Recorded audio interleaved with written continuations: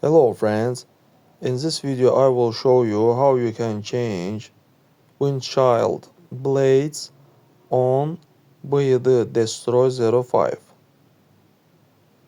We go here, then repair and front wiper check. Turn on. By this way you can change easily your blades. And after changing blades you can turn off, and as you can see wipers go back. That's all guys. Subscribe to our channel, put like, and don't forget to put a bell so as not miss new video on the channel.